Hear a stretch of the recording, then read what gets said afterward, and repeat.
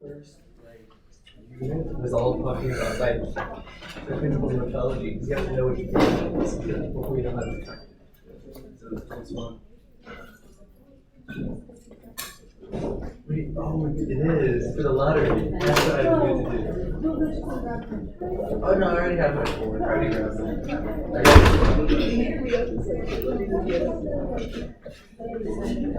Oh, I signed up a while ago. Oh, maybe. Yeah.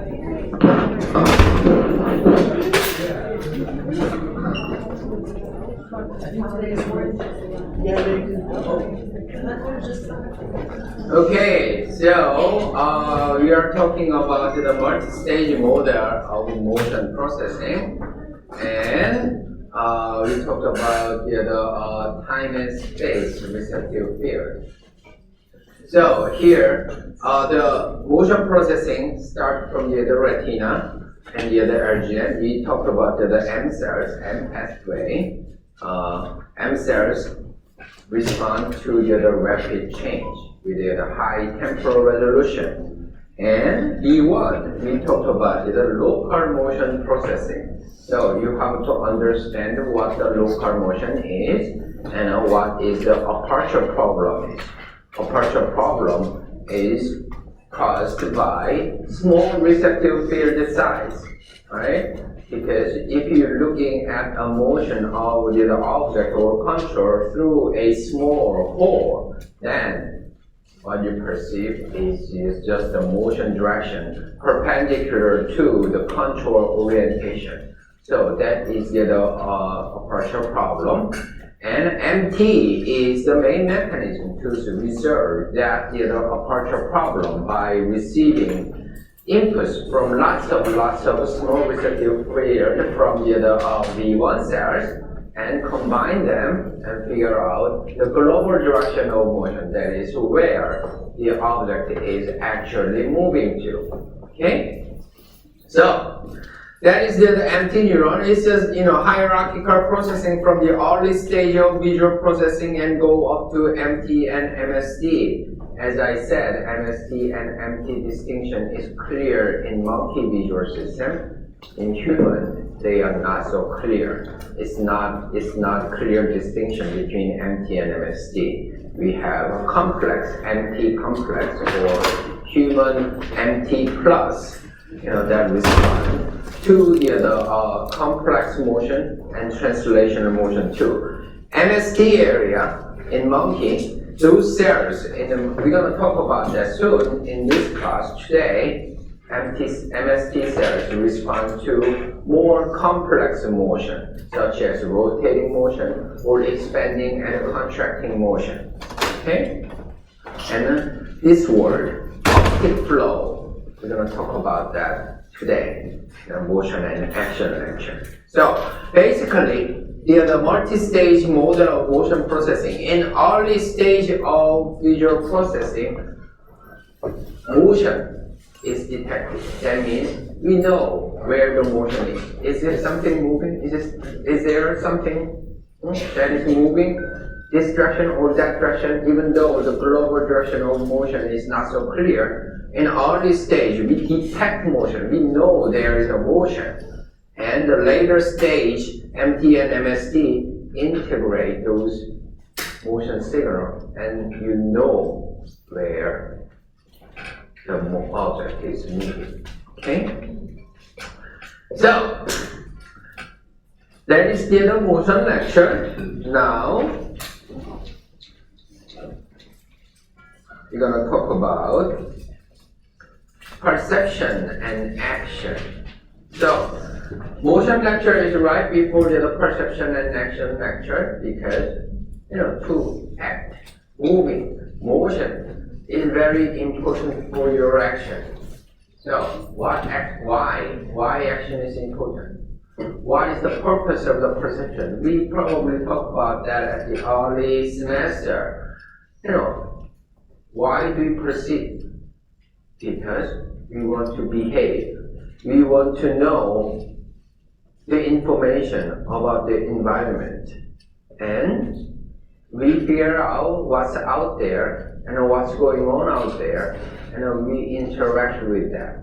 We behave, and to behave, we should know what's going on in this environment. So, the purpose of the one big purpose of the perception is action, behaving. You act, you react. Any behavior, you are thinking, you are talking, you are moving your body, all those are the behavior, human behavior. So, to behave, we have to perceive, and an action is one part of the behavior. And an action, of course, changes the perception. So you perceive like a circular organization of the rocks here, definitely. How do we perceive a circle? Use the perceptual laws of perceptual organization. What's that? Law of simplicity, law of good continuation. That's the heuristics. We know, hey, those rocks, look at that, they are organized in circular fashion. But, it's a heuristics, it doesn't have to be true. And by moving your body to the side, you see actual organization, right? So our action changes our perception. It helps us to figure out the truth, right? So, this is the main focus of this lecture. Self-produced information. Movement creates information. When you move from the front of this rocks and to the side of the rocks, perception changes. When you are moving from here to there, everything you see is changing, right? The perspective is changing. Somebody now occluded, so I cannot see well. But if I move to here, I can see better because the direction is changing. So movement and what people focused on first is the flow, something, information, keep changing. How this information changes while you are moving. That's the flow we're talking about here. And this flow itself can provide some information, very important information actually, for your action. So, who can do somersaulting? I cannot. Hey, yes, of course you can do. So, think about when you do this, and when you learn this special, body skill. This is a body skill. Let's imagine you are going to the gym class and you learn how to do this. And when you do this, what the coach or teacher tells you, hey, what you are going to do is something like this. Bend your knee first and jump, but you have to jump backward and then move your arm this way. And he or she, the teacher will tell you, every step. And if your body is strong enough and just to follow the step, you may be able to do that. Well, you need something more though, but I cannot do. I learn, but I cannot do. So, somersaulting is the action. And you are good at somersaulting. And if I ask you to, okay, can you do this while you are closing your eyes? This seems to be a body skill, right? You move your body, your limbs and legs and arms and your whole body in a specific way. You should be able to do it. The vision, what you see, seems not to be so important, right? But even the experts like gymnastics, they cannot do this simple thing with closed eyes. Of course, they trained. If they trained with a closed eye, practice some period, then they can do that. But it's very difficult to do it. Why? Why visual information? So what you can think is, not me, I'm not doing. When people do that, seems like they don't use the information from the eyes, the visual information. Something when you're moving quickly, some certain is a very quick movement, and those information changes very quickly. Seems like you are not using those information, but actually your brain use that visual information to help or guide your action. That is the main point of this slide. So, interestingly, what these guys, Bardi and Laurent did is like bring the new learner just to learn how to do it, and then they can do it, and then experts. And when they ask to close their eyes, experts cannot do, but the new learners can do it. Because they don't think about the visual information much. They just concentrate their body movement. Okay, I have to move this, that way, just to follow the step. Visual information is not that important for new learners, but the experts actually use the visual information to do this. So, that is the self-produced information. The information triggered or created by your movement. That is the self-produced information. So, what information is created by movement? So, this guy, Gibson, J.J. Gibson, he proposed something. His study is done around the 1940s and 1950s. There are lots of wars, and World War II was at that time. And Americans and the Europeans, they trained pilots, right? Trained the pilot. And the biggest problem, the most difficult thing to teach to those new pilots is the landing. Taking off is easy. They just do that and then plane just go up. But a lot of accident happens when they are landing, because they have to focus their attention to many things, and to have to get a correct information about the distance from the plane and the land. So that is the most difficult task for the pilot, and lots of accident happens, and those trainees die because of that accident. So this psychologist came in. What's going on? What's the most important information they have to focus on to safely land? So he come up with some ideas. We probably, in nature, in this environment, there are information. You have to use those information to figure out the exact distance. And in addition to that, there is other information we can use that is self-created motion, self-created information. While they are moving toward the land, some information is created, and that is critical information we can use to figure out the directional motion, where we are heading, and is this plane, figure out that is this plane landed safely or crashed to the ground or something like that. So, what you think about is this information. Do you see these arrows here? While plane goes down to the ground, to the land,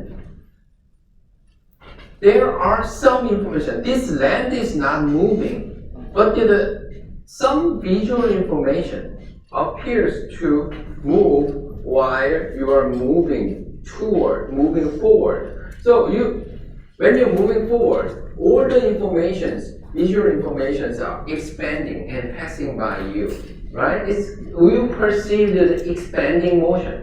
And then if you're moving back like this, everything is contracting. The motion direction is going inside, right? So that kind of information is created by your motion. You are moving forward or moving backward. This visual information changes, and that information actually gives you the idea where you are going, where you are heading to directly, and the speed actually. In addition to that, you have a speed information too. So why landing is difficult? Because there is no, we're going to talk about the later. Binocular disparity is the information for the distance, and there's no, the size of this building is not apparent because it's so far away. It looks like small, like this, or looks like this case, but it is a big building. And we don't know the characteristics of the ground. So it's all these things make it difficult to safely land. So self-produced information, like these arrows, J.J. Gibson figured out, we can use that information to maneuver our body movement or motion, our self-motion. So the concept is an optic array. Let's think, about the vision. Long time, about 3,000 years ago, people think, how can we see? Because our eyes send out the laser,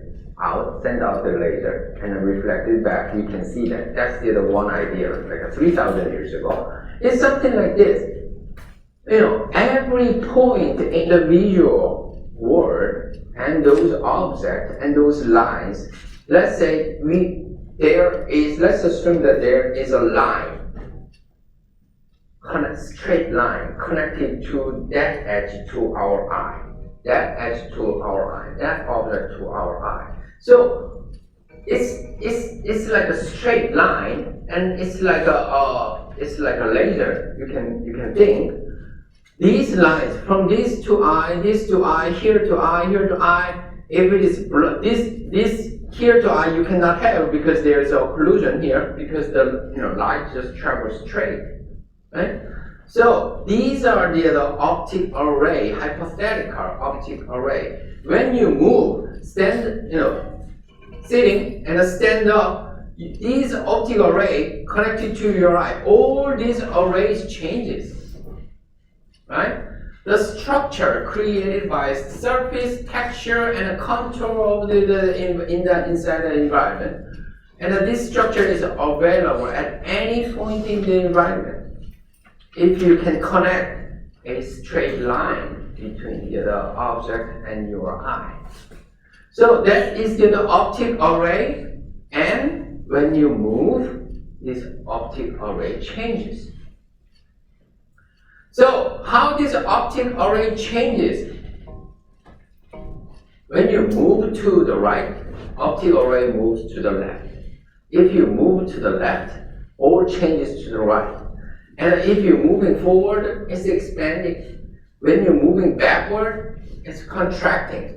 And then you tilt your head, left and right. You can create the different optic flow pattern by your self-motion. Yes? So optic flow is kind of like inverse of like how we move? Kind of, yeah, right? Yeah. Because you think about this, straight line here, and if you move, it's going to change like that, right? Yeah? So it's the opposite. Yeah. So this information, continuous change in optic array, that is the optic flow. It is the flow of the information change. Continuous change in optic array due to movement of the observer. That is the optic flow. And there is important information for your safety. One is the gradient of flow. The other one is focus of expansion. Very important concept you have to understand and remember. Okay?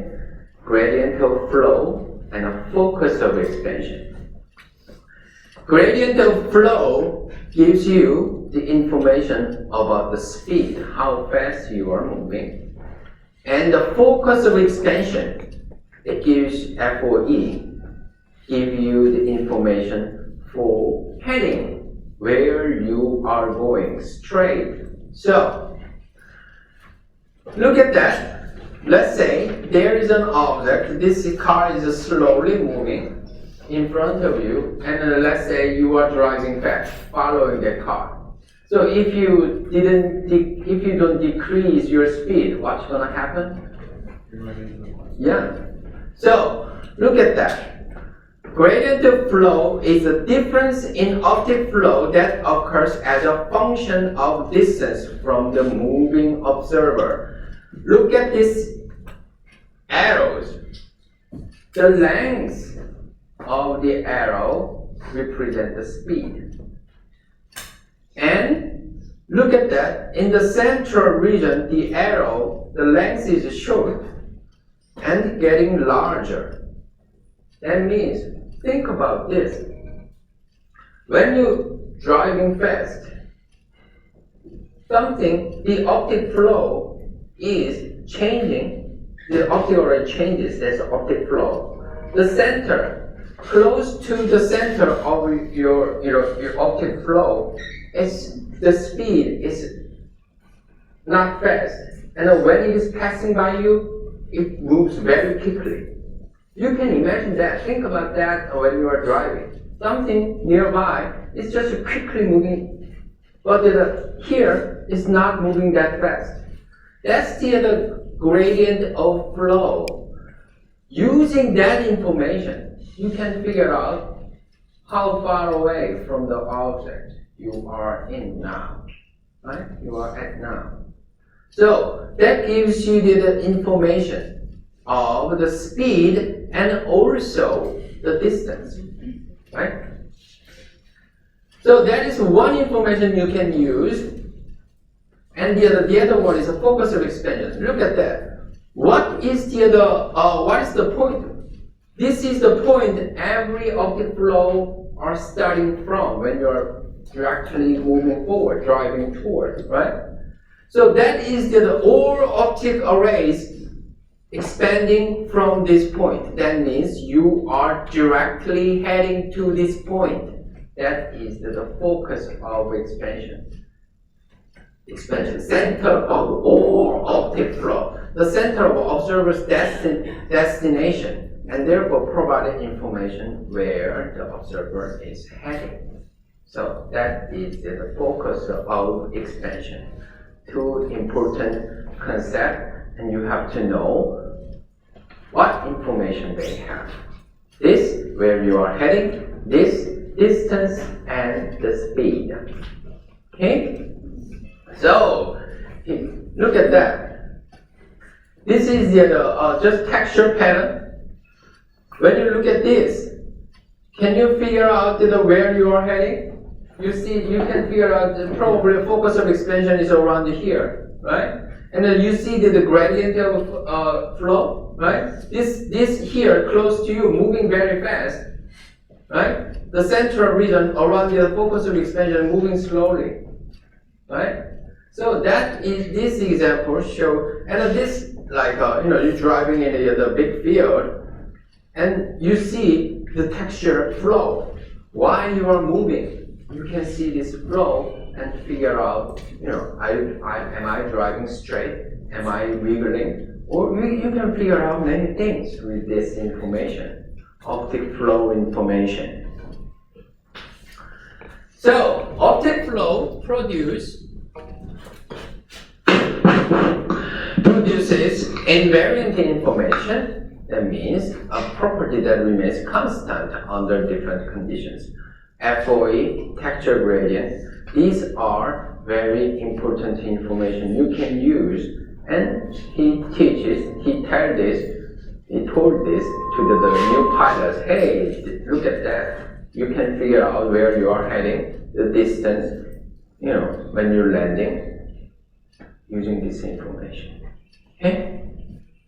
So, optic flow can be used for many things, like reaching destination, navigation. That is very important. You are doing every day. You are walking to somewhere, you are driving to somewhere. And when you're driving, are you using this optic flow? Yes or no? Maintain balance. We're gonna talk about that. Anticipating collision because you know where you are heading, right?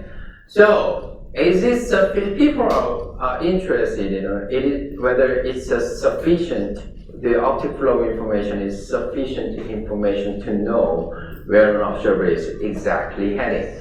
So, look at that. This is the optic flow, where you are heading straight, and this one is the optic flow. It's a curve like that. That means you're probably driving this direction, right? To the right.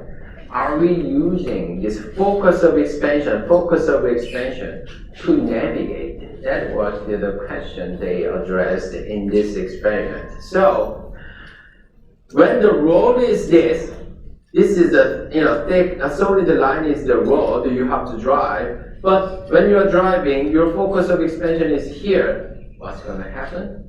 A big accident, right? Is it exactly follow like this, well matched to the optic flow pattern is exactly matched to the curviness of the road? We don't know. Maybe this overestimate, but anyway, you have to try to match this optic flow pattern with the road to safely drive. But when we actually measure, people measure the eye movement so that know where where the driver exactly looking at when they are straight, moving straight, driving straight or driving the curved road. And what they found is they are not actually looking at the focus of expansion exactly. When they are driving straight, they looking at it slightly lower than that. And when you are driving curve, they look at the tangential point. So optic flow information exists there, but that is not sufficient information for safe driving. You have to look at some important point to drive safely. Like this is easy. You can drive with closed eyes, but this one you have to figure out what the curviness is. And you have to look at the tangential point. Optic flow information is not all sufficient information, but that is useful information. You still have to use. So when driving straight, the driver looks straight ahead, but not at the focus of expansion. When driving around the curve, driver look at the tangent point at side of the road. How about the walking? Do people use it and this optic flow information during walking? So, probably yes. So, this is the kind of a task. When you are here, start point, hey, you have to go there. What you're gonna do is, okay, I'm going there, I'm looking at the straight, make my body, straight to the target and walk, right? And then, target is not changing, target is right there, and the experimenter came and hold you up, move here. What you're gonna do is, target is there, so I'm changing my body like this and make it straight and walk, right? That's what you are usually do. You are not walking like this. Because the optic flow is completely different when you are not straight, you are not straight to the target. So, walkers keep their body point toward the target. And a walker correct when target is drift to the left and right. Target is moving there, you change your body, go there. Target is there, you change your body and go there, right? So that is an interesting task, and changing your body means somehow your brain wants to use that optic flow information, right?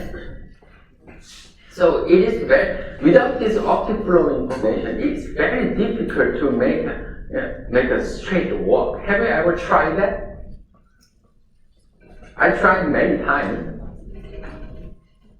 So don't do it in the breezeway, like a big yard, like in a park. What I did is close my eyes, start walking straight, and think of how many steps I can walk.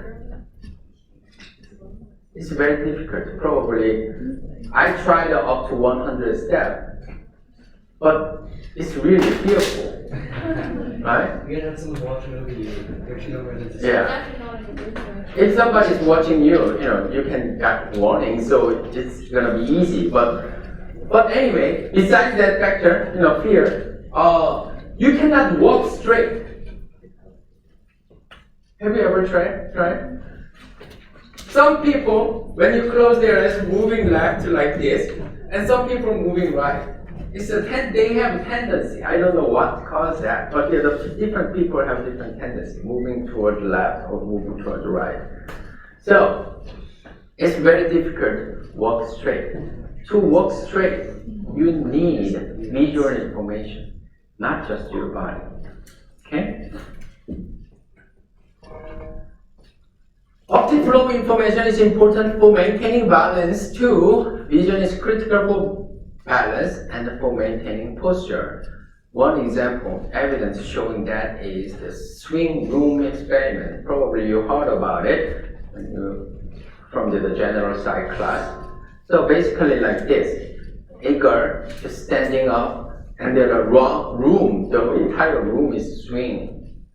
So when the entire room, and this baby, not baby, a girl, this girl is not moving, but all of a sudden, entire room is moving toward the girl. What's gonna happen? She's gonna fall down backward. Why?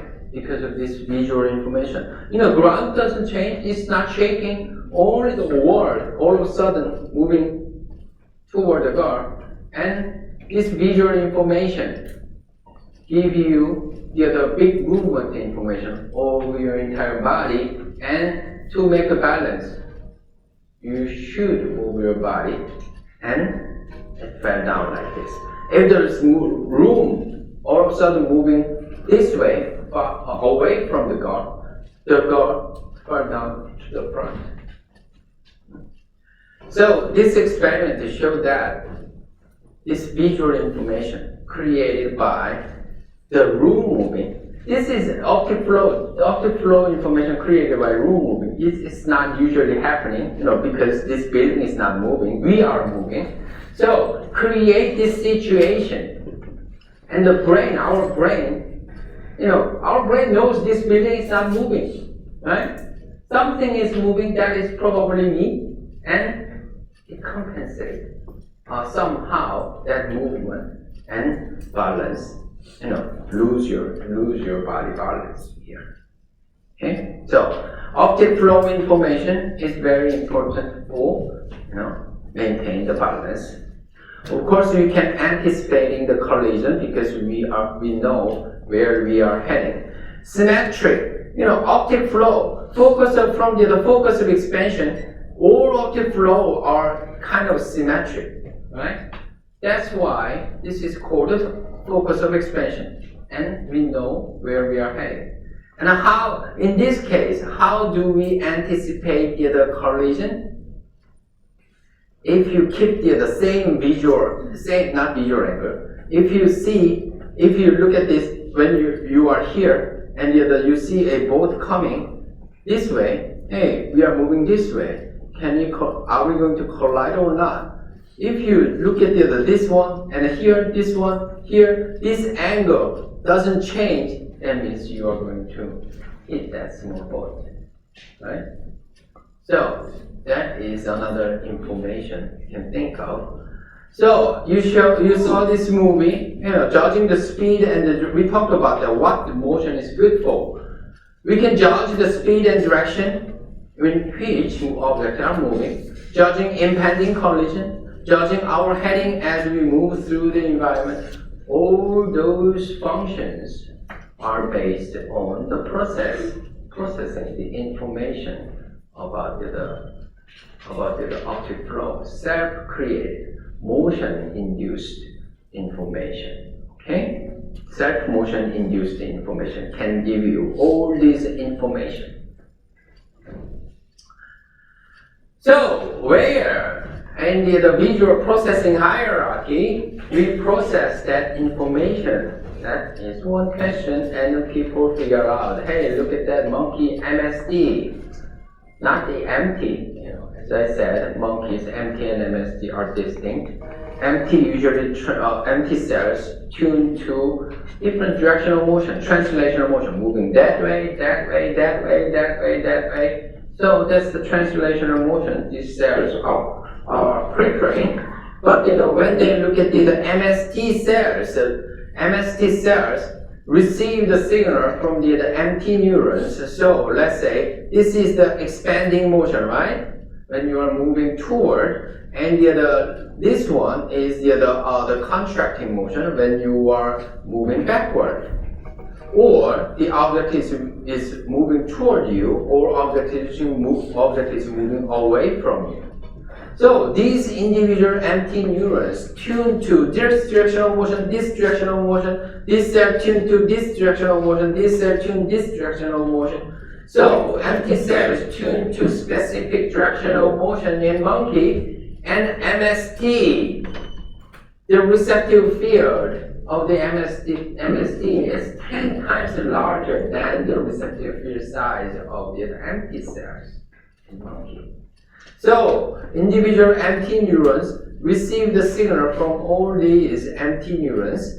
That means these MST neurons can see, hey, something I received, hey, MT cell 1, signal this way, MT cell 2, signal this way, 3 signal that way, 4 signal that way. So combine all those together, hey, this type of pattern can be triggered by expanding motion. You know what I mean? Right? I received the 10 signal. Some is signaling that way, some signal that way, some signal that way, that way, that way, that way. These guys signaling on expanding motion, right? I can combine those information and conclude like that. MST cells are doing something like that.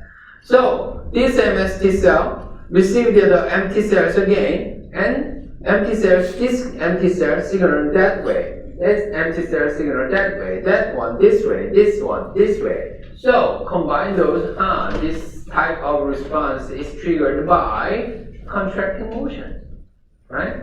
That's how MST cell calculate the direction of your motion by analyzing the input from the MT neurons. So MST is the medial superior temporal cortex here, small region, and MT is right next to it in the monkey brain. Human brain is combined like this, okay? And optic flow, if you're looking at the MST cells, look at this MST cell. Neuron 1, this cell responds to expanding motion a lot, firing a lot. And this cell, the same cell, is not responding to the rotating motion. But let's look at other cell. Neuron 2 really respond to the rotating motion like this, but doesn't respond much to the expanding motion. And other cell, you can find respond to the contracting motion. Other cell responding to rotating motion to the right clockwise or something like that.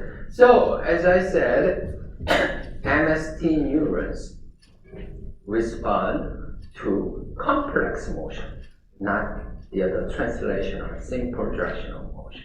Okay? So, that is basically the same stimulus, same slide. Stimulus A, MST stimulated. Okay. MST neurons can determine your perception too. This is a monkey experiment. When stimulus A is presented, MST, and at the same time, when stimulus A is presented, and the stimulus without the stimulation, this is the stimulation study, and the y-axis here is the moving to the left response, and when stimulus A is presented, this monkey say, it's not moving left, it's moving somewhere else. Okay? And then MST that has a special tuning, a direction tuning to the left is stimulated, and this monkey response is increased. Stimulus B, actually, monkey said, okay, it's moving to left like 60% of the time, but the cell, MST cell, is stimulated. When the cell is responding well to the leftward motion, then the perception changes. So MST neurons are closely related to the perception of motion in a monkey. So that is the self-produced information, optic flow information. I'm going to introduce a interesting concept J.J. Gibson proposed, that is called affordance. What's the meaning of the literal meaning of affordance? Can you afford that hamburger? Do you have enough resources? Is that something like that? Really? Is that affordance, is it really a word you can find in the dictionary? Let's go for afford. Yeah, afford is a verb. You can afford the burger, you can afford this book or your computer or something like that. You can use the verb. But is that affordance you can find in the dictionary? I don't know. What's the noun form of the afford? Probably it's not affordance. Right? Anyway, so he created this word, affordance. What's the affordance in perception? Affordance is the information specified by a stimulus pattern that indicates how the stimulus can be used. Oh, what does that mean? This means you perceive a thing and you don't know what that is. Okay, let's say you see this object and you know what this object is. You recognize it. This is the desk. How can you use that? You know what the desk is for, so you use that as use this object, as you love this desk, you put something on it, you can work on it, right? Let's assume that you never seen this. You don't know what this is. You cannot recognize it. And how are you going to use this? You can still use this because information is here. This perception, when you perceive this, all the useful function, the function of this object is already given to you.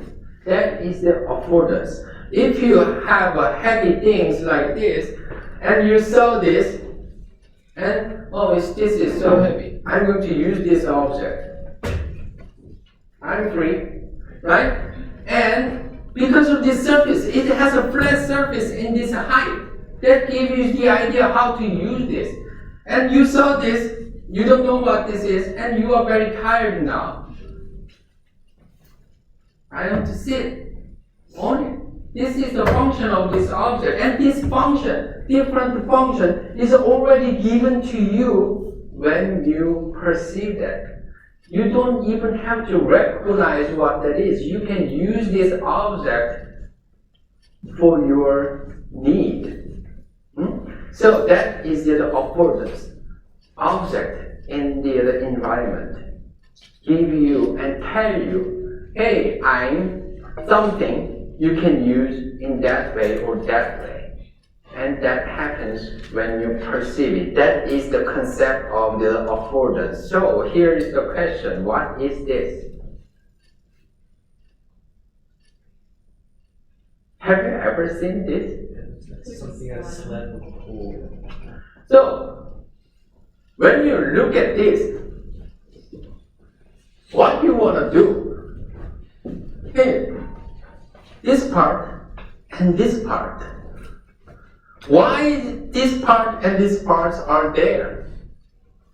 So, even though you don't know what this is, this is called ear. You want to grab it. Hey, grab me.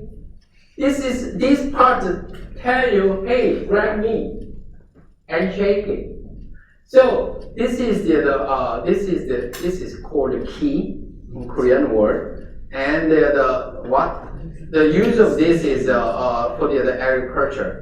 When you harvest and put the grain on here and you grab those and shake it, and what's gonna happen is the lighter things like a heart fly away and you only have the grain.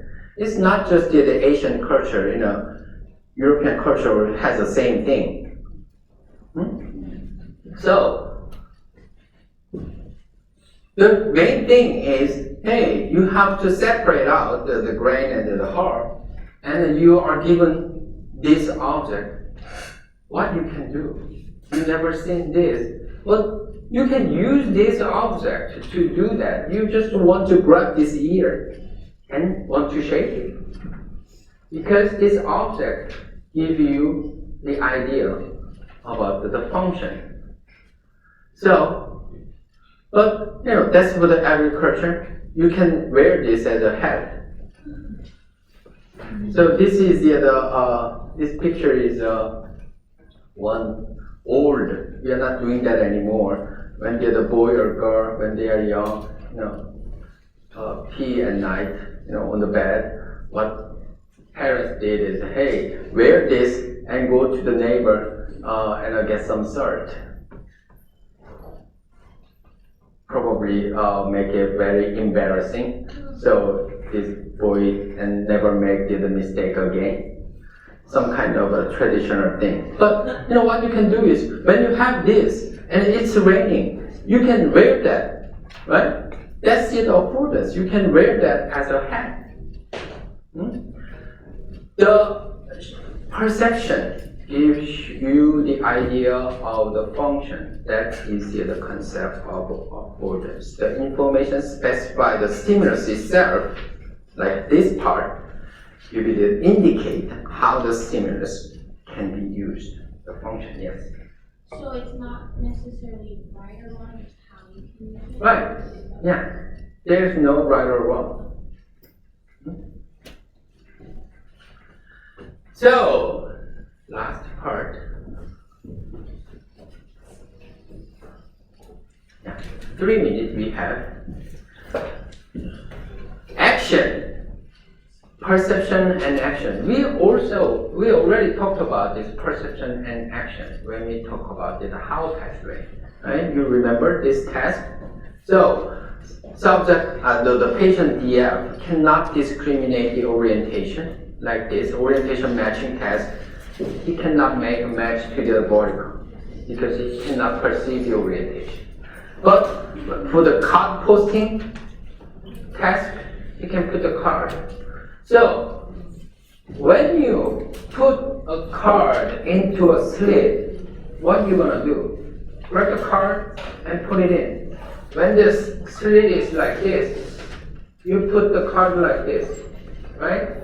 When slit is like this, when you move your arm, you already change your arm position, right? You put the card like this. So, think about the grasping or grabbing something. Hey, there's a coffee and mug cup, and there's a tumbler for orange juice. What do you want to drink? Coffee or orange juice now? If you want to drink orange juice, what you gonna do? Reach your arm, grab it. Look at that. My hand is already like this, right? If you want coffee, what do? Reach your arm and grab it, the mug. Look at that. My hand is already like this, right? So we have visual information, and this how pathway already manipulate your hand, right? So reaching and grasping, this how pathway change your hand position and make it work. Do the correct action. Okay? So we're going to talk a little bit more about that on Friday.